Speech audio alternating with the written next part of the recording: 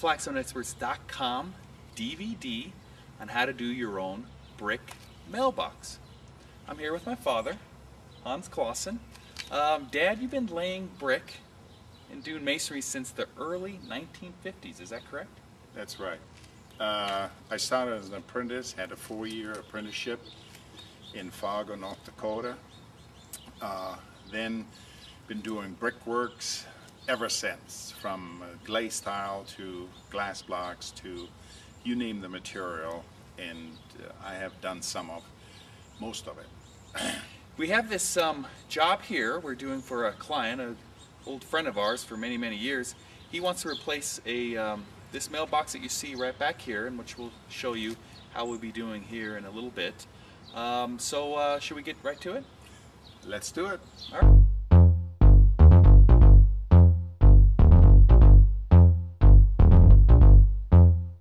Okay, Dad, here we got the tools and supplies chapter, and we're gonna go through, I'll just pan through so they get an idea of all the tools, which isn't really that much to do a mailbox, but we want to make sure that they know exactly what to get for the job.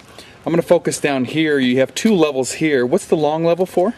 We have the 4-foot level. Once you get up a ways on the mailbox itself, the brickwork, then the long level comes in handy. However, the shorter one that you see here, you can begin with. You can also finish with this type level. Is ideal for going the whole length if you need to.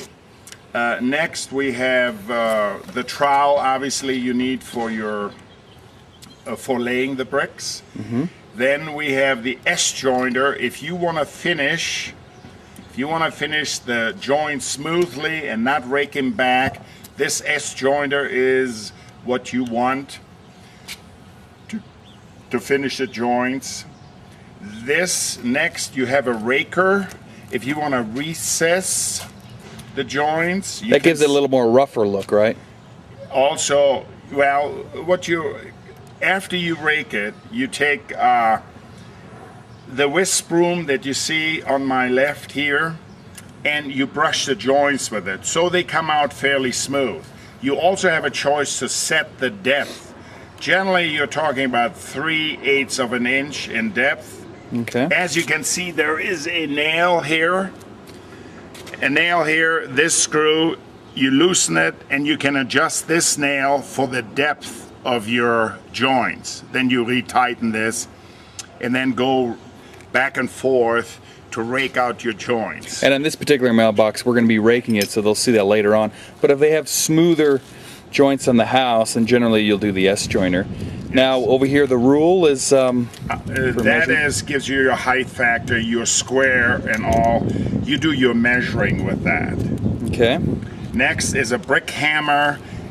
In most cases, when you lay out your mailbox, you want to lay it out in 20, 24, 16 inch, something that works out with your bricks that saves you a lot of cutting.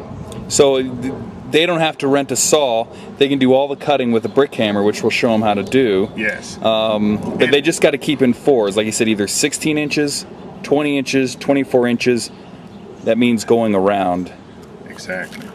Okay. And then the brush here, obviously you use with the rake. If you have to polish and rake out your joint, you use that brush to smoothen out your joints with that. Okay, let's go over here to the shovel. We did put the hoe there. That's optional. They really don't have to, since they're only going to be mixing a couple batches in a wheelbarrow. They could probably just do it with a shovel. Is that right? That is it. Then they can save themselves the cost of a hoe if they don't have it.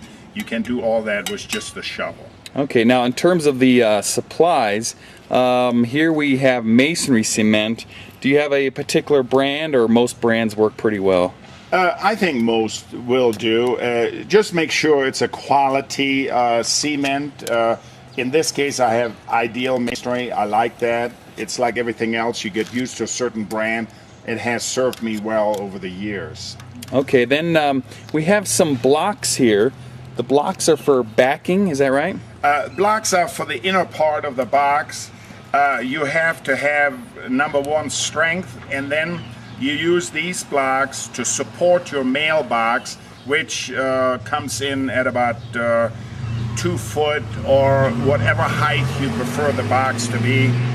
You need to fill the inner part of your mailbox with any material. You can use either bricks or blocks. And we figured on this job, how many blocks did we? We're doing 24 by 24. Is that right? Yes, that's what we have here, and we need roughly 12 blocks. So you don't need a lot of blocks. It is just so you get the cavity filled. Okay. And in terms of the cement, about 2 bags should probably be enough. They don't have to get... Generally, what you can figure about 125 to 150 bricks can be laid with 1 sack of masonry. If we're talking a mailbox of 200 to 300 bricks, 2 bags of masonry should do nicely. Okay. Now bricks, of course, that's their individual taste. They can figure anywhere from 200 to 300 bricks, depending on how wide they go. Is that correct? Yes. And like I said, sometimes you want to match the house, sometimes you want to be different from the house, but that's up to the individual homeowner to make a choice of the bricks that he prefers. And then we have one piece of a flagstone that's going to go on top. Yes, in this case the people wanted a rather thick one. This is around 3 inches. That will cover the very top of the mailbox. It's 3 inches thick, is that right? 3 inches thick, and in this case I figured to have an overhang of about 1.5 to 2 inches all the way around the mailbox. So if you're 24 by 24 inches, then add on 3 inches on all sides. So this particular one is 27 by 27 inches. But they don't necessarily have to get such a thick stone. They get a thinner one. No. Again, that's up to... This client wanted that. What's available and how thick you like it for your own personal use. Okay. Now this is, they can of course choose any type of mailbox. This is what this client chose. It's a nice square mailbox. It makes it easier for cuts, is that right? That, and there's also a security box. When you open it up, you can see the mailman can drop the mail in there, but people cannot take the mail out. So it's kind of a safety feature. Okay. And but you know, that's individual taste. They can get a rounder one or any type of mailbox. And then when we show them with the brick hammer, they can then make the cuts that they need. And then just one other thing. The masonry sand, they just need masonry sand to go with the cement. Generally, if they're doing a mailbox, we figure about what, 1/4 yard would probably suffice. Yes, it depends on the inner part of the mailbox itself.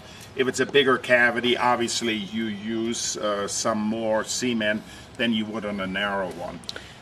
And the wheelbarrow. Normally when you lay bricks we have a mortar board and stuff, but since it's just a small job with a mailbox, they can do all the mixing in the wheelbarrow and just get the cement right out of the wheelbarrow. Is that right? That would certainly work that way. And then they'll need a bucket over here, like a 5-gallon bucket for water and stuff. One other thing I just wanted to point out, we're using masonry cement for laying the brick. When they go to lay the foundation, which they'll see in the next chapter, we'll just talk to it.